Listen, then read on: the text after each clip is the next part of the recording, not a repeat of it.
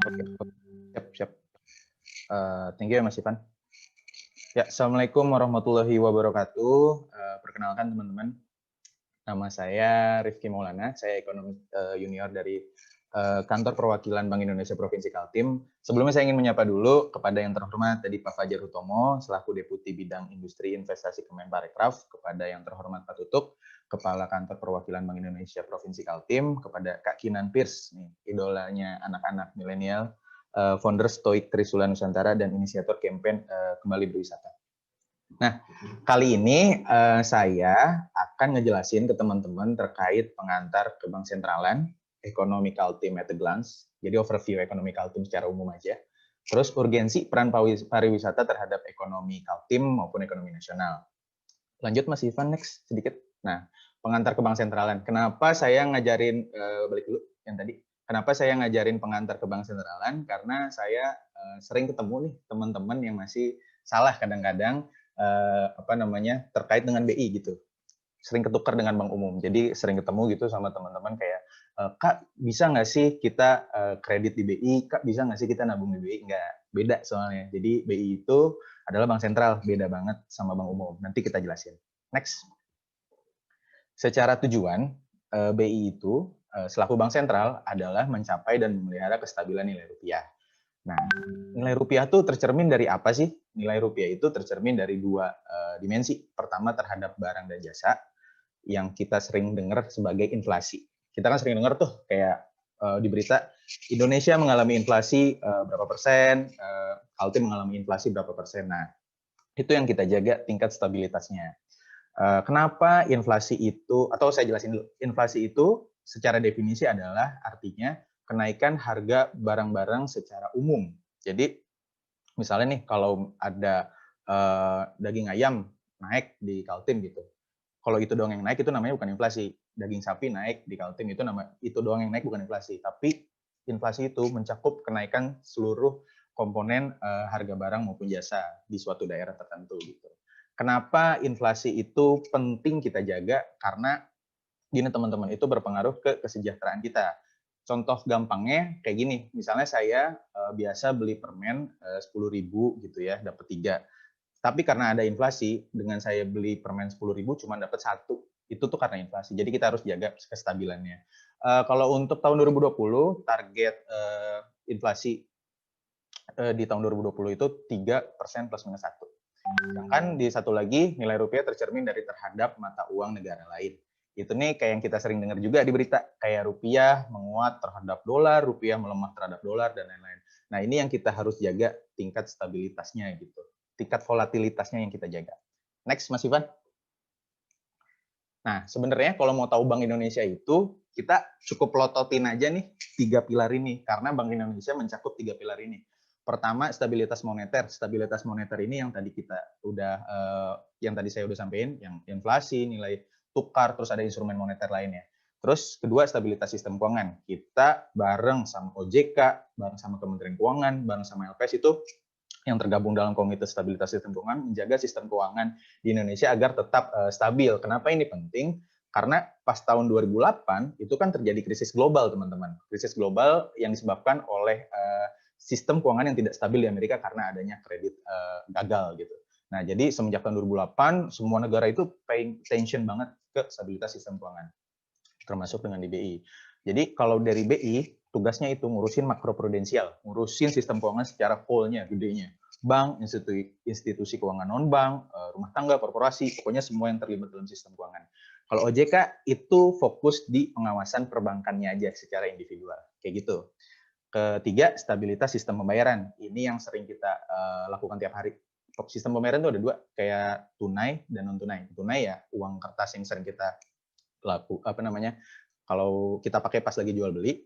Kalau si non tunai ini yang lagi kita dorong banget, apalagi kita kan lagi masuk era new normal. Jadi semua transaksi itu harusnya sudah minim sentuhan fisik. Jadi BI sekarang lagi fokus banget untuk mengembangkan transaksi non tunai yang kita sering dengar sebagai KRIS itu, teman-teman. Next. Nah ini sebenarnya kalau mau gampang ngerti bedanya BI sama bank umum kayak gini. Jadi bank umum itu yang melakukan simpan pinjam secara langsung ke masyarakat. Masyarakat mau kredit ya ke Bank Mandiri, BRI, BCA, dan bank-bank lainnya. Mau menabung juga bisa. Nah, kalau bank-bank ini baru mereka yang bisa simpan likuiditasnya atau minjam likuiditasnya ke BI gitu. Jadi BI tidak melayani masyarakat langsung gitu, enggak. Jadi kalau mau nabung atau mau kredit ke bank umum gitu. Next, karena tujuannya kita juga beda. Jadi kalau bank umum gitu ya, itu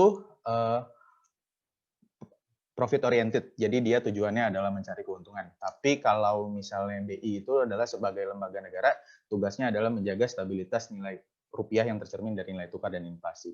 Kira-kira ginilah konsep yang teman-teman harus pahami gitu ya terkait bank sentral. Next, saya langsung ke pembahasan utama kita yaitu economical team. Nah, siap. Sebenarnya gini teman-teman, kalau mau ngomongin economical team itu sebenarnya yang gampang adalah kita tinggal pelototin aja sektor pertambangan. Kenapa? Karena sektor pertambangan ini mempunyai kontribusi terbesar dalam 10 tahun terakhir. Kontribusinya itu 40-50%. Bisa lihat di sini yang merah-merah ya kan. Terus disusul oleh industri pengolahan, oleh konstruksi, perdagangan dan lain-lain. Kita pernah ngelakuin regresi juga. Jadi pengen lihat nih seberapa besar sih pengaruhnya pertambangan terhadap kinerja perekonomian Kaltim. Ternyata dari hasil regresi tersebut kelihatan kalau tingkat elastisitas kinerja tambang terhadap perekonomian Kaltim secara total itu adalah sebesar 0,8. Artinya apa? Artinya ketika tambang itu naik 1%, si perekonomian Kaltim itu naik juga 0,8%. Begitupun sebaliknya, kalau tambangnya turun 0,8, kalau tambangnya turun 1%, maka perekonomian Kaltim juga turun 0,8%. Next.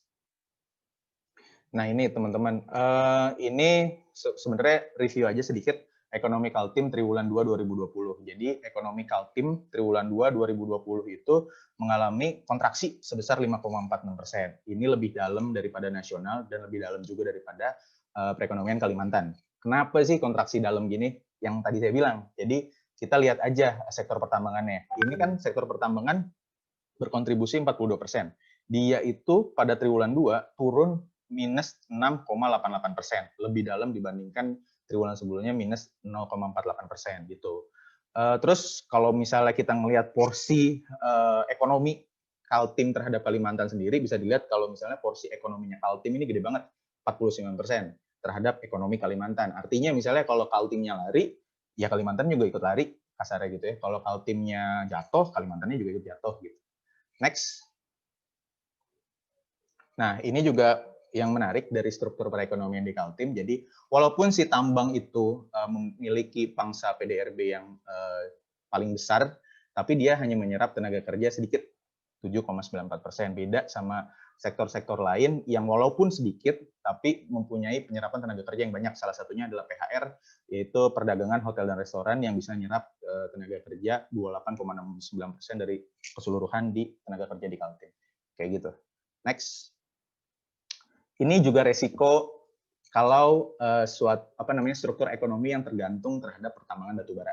Harga batubara internasional maupun harga batubara acuan gitu ya yang dipakai di Indonesia itu mengalami tren penurunan terus dari tahun 2010. Walaupun sempat rebound naik sebentar di tahun 2016. Ini yang saya kotak-kotakin oren ini adalah harga batubara ketika ekonomi Kaltim mengalami kontraksi. Jadi artinya memang harga batubara sama pertumbuhan ekonomi Kaltim ini sangat erat gitu ya hubungannya.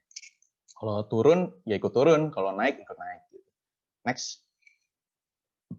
Nah, ini teman-teman. Jadi kan kita punya Kaltim itu struktur ekonominya sangat bergantung terhadap pertambangan ataupun sumber daya alam. Jadi sudah seharusnya kita melakukan transformasi ekonomi, terutama sekarang ekonomi global ini lagi melambat, harga komoditas utama kayak tadi batu bara, CPO juga lagi turun. Jadi kita harus cepat-cepat melakukan hilirisasi sumber daya alam. Yang kedua adalah pengembangan sektor pariwisata yang nanti akan kita bahas lebih dalam habis ini. Saya akan bahas sedikit tentang hilirisasi sumber daya alam. Next. Jadi gini, Kaltim itu punya potensi batu bara yang gede banget. Cadangan batu bara Kaltim itu 43 miliar ton. Dia itu terbesar kedua setelah Sumatera Selatan. Sumber daya kita tapi itu paling tinggi se-Indonesia 7 miliar ton. Jadi bisa dilihat kalau batu bara di Kaltim ini masih banyak banget sebenarnya karena kita dianugerahi sumber daya alam yang sangat melimpah. Tapi sayang banget kalau misalnya batu bara itu cuma dikeruk, terus dijual, nggak ada nilai tambah karena harganya yang terus turun. Next. Nih, ini salah satu berita baik sebenarnya terhadap perekonomian Kaltim ke depan. Jadi semacam angin segar lah. Jadi ada nanti investasi pabrik coal to methanol di Kalimantan Timur. Jadi pabrik ini nanti bisa mengolah batu bara menjadi metanol. Mengolah batu bara jadi lebih bernilai tambah tinggi gitu ya. Dan diproyeksikan akan menghasilkan 1,8 juta metanol per tahun. Next, kenapa metanol ini sangat berpotensi? Karena gini, pertama, metanol itu bisa dipakai di seluruh sektor. Konstruksi, otomotif, elektronik, farmasi, dan lain-lain gitu, di industri. Terus udah gitu secara permintaan global pun, dia terus naik trennya. Dari, kepotong nih, dari beberapa tahun terakhir. Terus secara harga, itu harga metanol juga stabil dan berada di level yang lebih tinggi dibandingkan kalau kita cuma ngeruk batu bara terus kita jual gitu. Dan yang paling penting ini adalah yang di kanan bawah.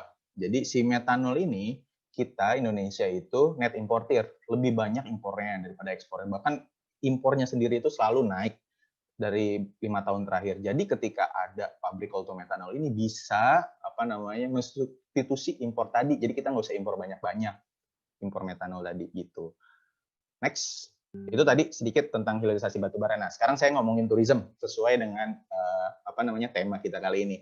Pertama, pertanyaannya kenapa sih pariwisata kan untuk perekonomian? Kenapa sih pariwisata? Pertama, berdasarkan data jurnal ini, sektor pariwisata itu di global ya tahun 2019 itu pertumbuhannya lebih tinggi dibandingkan pertumbuhan ekonomi secara agregat. Pertumbuhan ekonomi di sektor pariwisata itu 3,5%, agregat 2,5%. Nah, ini yang menarik penyerapan tenaga kerjanya. Jadi dari 4 lapangan kerja baru yang dibuka gitu ya di global, satunya pasti dari sektor pariwisata.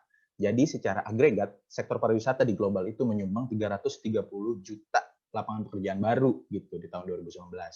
Di Indonesia gimana? Di Indonesia juga bisa dilihat di kanan bawah dan di kiri bawah kelihatan kalau penyerapan tenaga kerja dari sektor pariwisata itu terus naik. Terakhir itu di tahun 2019 itu mencapai 12 juta lapangan pekerjaan yang dibuka dari sektor pariwisata. Kayak gitu. Next.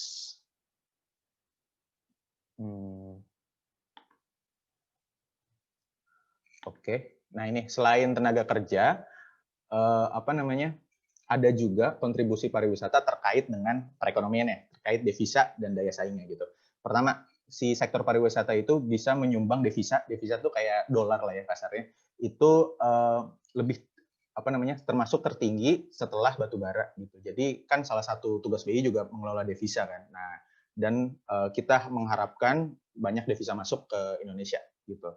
Nah, pariwisata ini bisa menjadi sumber devisa baru, apalagi dalam beberapa tahun terakhir nilainya selalu tinggi gitu ya di bawah batu bara. Terus nah ini yang menarik di kanan atas, jadi industri pariwisata itu punya dampak rambatan ekonomi yang sangat luas karena aktivitasnya mencakup multi sektor. Jadi gini, ketika si sektor pariwisata itu bergerak, jadi banyak sektor lain yang ikut bergerak juga. Pertama jasa transportasi darat, kereta, air, udara, makan minum, akomodasi, terus yang kecil-kecil juga kayak agen wisata, layanan kegiatan, perdagangan, itu semuanya gerak. Jadi memang dampak rambatan ekonominya itu sangat luas gitu. Terus gimana pariwisata di nasional? Kalau ngelihat dari daya saingnya, kita rankingnya terus membaik, terus dari indeksnya juga terus ada perbaikan gitu ya dari tahun ke tahun. Walaupun di sebelah kanan, kalau kita pairing dengan peers-peers kita, negara tetangga kita masih harus terus ditingkatkan lagi pelayanannya gitu. Next. Nah, tadi kan ngomongin lapangan kerjaan, ngomongin ekonomi. Terus pertanyaannya, terus apa manfaatnya buat Kaltim gitu? Pertama, ini bisa dilihat di kiri atas, tingkat pengangguran Kaltim itu lebih tinggi dibandingkan tingkat pengangguran nasional. Artinya masih banyak tenaga kerja yang belum terserap. Jadi ketika kita gerakin pariwisata, kita bisa tuh nyerap tenaga kerja yang belum diambil tadi gitu. Nah, ini bisa dilihat dari grafik di sebelah kanan, elastisitas tenaga kerja sektoral di Kaltim. Jadi gini teman-teman, elastisitas tenaga kerja itu artinya ketika sektor itu naik, kira-kira bisa nyerap berapa. Nah, dari hasil analisis ini, kelihatan kalau sektor pariwisata ini paling tinggi gitu ya nilai elastisitasnya jika dibandingkan dengan tambang maupun industri dan yang lain gitu. Kita samanya sama pertanian yang pariwisata. Artinya 1% output pariwisata naik di Kaltim, itu bisa menyerap 0,76% tenaga kerja dari yang kondisi existing kayak gitu. Terus yang kiri bawah kelihatan nih kalau kontribusi ekspor di Kaltim ini 87%-nya itu batu bara. Terus 5%-nya itu CPO. Padahal di sebelah kanan harganya terus turun. Jadi memang ini sudah urgent banget kita shifting ke pariwisata kayak gitu. Next. Nah, ini sedikit aja sebenarnya overview pariwisata Kaltim. Jadi kan salah satu wisata unggulan di Kaltim adalah wisata baharinya, yaitu Kepulauan Derawan. Nah, Kepulauan Derawan ini istimewanya apa sih? Istimewanya adalah dia terletak di Coral Triangle. Coral Triangle itu apa? Jadi kalau suatu wilayah terletak di Coral Triangle, itu biota lautnya itu sangat bagus. Di Derawan, kita punya whale shark. Whale shark-nya itu terbesar kedua di Indonesia setelah Papua. Ada stingless jellyfish yang lebih keren lagi. Jadi dia itu cuma ada 2 spot di dunia, satu di Kaltim, satu di Brazil. Jadi langka banget kan, koralnya bagus, turtle-nya juga, mantanya juga. Terus kita punya diving spot yang sangat banyak, 24 diving spot tersebar di Kepulauan Derawan. Dan kita sempat menang juga most popular diving spot dari Anugerah Pesona Indonesia. Terus gimana sih overview-nya dalam beberapa tahun terakhir? Ini kelihatan banget nih di kanan atas, kalau misalnya pertumbuhan kunjungan wisatawan mancanegara maupun Nusantara dalam 5 tahun terakhir ini pertumbuhannya positif, apalagi wisatawan mancanegara yang tumbuh 41% tuh secara tahunan rata-rata tuh. Nah, dari mana aja sih wismannya? Dari Singapura, dari Malaysia, India, Eropa, dan Australia. Next. Nah, ini sebenarnya sedikit mengulang yang tadi disampaikan oleh Bapak Fajar. Kalau kita mau ngomongin pariwisata, itu kita harus ngelihat aspek-aspek ini, 3A, 2P. 3A apa aja? Akses, atraksi, amenitas. 2P-nya apa? Promosi, dan pelaku pariwisata. Akses itu kenapa penting? Ya penting dong, misalnya saya mau ke Derawan, tapi misalnya nggak ada gitu penerbangannya, ya susah juga gitu ke sana. Itu memang pertama harus akses dulu. Aksesnya harus ada dulu, harus enak dulu gitu ya. Terus males juga kan kalau kita harus jauh-jauh, misalnya naik mobil berapa puluh jam gitu baru bisa nyampe kan, nggak enak juga. Jadi akses penting. Atraksi itu yang kita mau nikmatin di sana, itu harus diperkaya. Jadi kan sering banget wisata di suatu wilayah itu atraksinya cuma itu aja, harus dikembangin lagi lebih menarik supaya bisa mendatangkan wisatawan gitu. Amenitas, kita kalau misalnya ke Bali atau ke Derawan kan pengennya kalau habis wisata tinggal di homestay yang nyaman, di hotel yang nyaman. Nah, itu juga harus diperkuat gitu, diperbagus. Terus promosi, sekarang karena lagi eranya new normal, kita harus gencar lagi promosi karena susah sekarang travel fair gitu. Jadi emang harus promosinya melalui promosi digital dan lain-lain gitu. Terakhir pelaku pariwisata ya jelas karena tourism ini konteksnya adalah service, jadi pelaku pariwisata itu harus handal dalam melayani dan harus mumpuni juga gitu. Jadi 3A 2P itu bisa kalau emang aspek-aspeknya diperkuat bisa menuju sustainable tourism dengan cleanliness yang di bawah itu dengan menjaga protokol. Next. Ini sedikit aja, saya mau showcasing pariwisata di Kaltim. Pertama, di Kaltim itu lengkap sebenarnya kalau kita bagi-bagi wisatanya per section gitu ya. Pertama, wisata budaya. Di sini di atas ada Erau. Saya waktu itu 2017 baru datang ke Kaltim dari Bogor. Itu saya langsung ke sini karena saya sempat dengar juga ini tuh festival yang langka sekali karena perwakilan dari Indonesia banyak di situ, perwakilan dari negara-negara lain juga banyak di situ. Ini festival yang keren banget di Kutai Kartanegara. Kedua, di Desa Pampang, ini desa tradisional Dayak. Terus di bawah-bawahnya juga ada Festival Tari Hudok. Ini cukup langka di Makamulu di perbatasan Indonesia dengan Malaysia. Kemarin sempat mecahin juga rekor muri. Gitu. Di wisata alam, itu di atas ada stingless jellyfish, di tengah ada Labuan Cermin, di ketiga itu ada goa, yang katanya itu ada bekas-bekas tangan orang-orang purba gitu ya. Di kanan ya wisata buatan, yang biasanya targetnya itu adalah family. Gitu. Jadi Kaltim Paradise of Days. Next. Nah, ini sedikit aja teman-teman promosi. Jadi yang tadi disampaikan sama Pak Tutuk di awal, jadi kita itu setiap triwulan punya laporan perekonomian Provinsi Kalimantan Timur. Ini rilisnya itu per triwulan, Februari, Mei, Agustus, nanti bulan November kita rilis juga. Di sini dibahas perekonomian Kaltim secara lengkap. Pertama dari pertumbuhan ekonomi, kedua dari fiskal, ketiga inflasi, terus stabilisasi keuangan, sistem pembayaran, dan prospek ekonomi ke depan gitu. Nah, mungkin teman-teman yang berminat atau yang misalnya yang lagi skripsi gitu ya, atau yang lagi butuh jurnal acuan bisa banget baca ini gitu. Bisa di-scan di sini atau go to pi.go.id publikasi kajian ekonomi Kalimantan Timur. Next.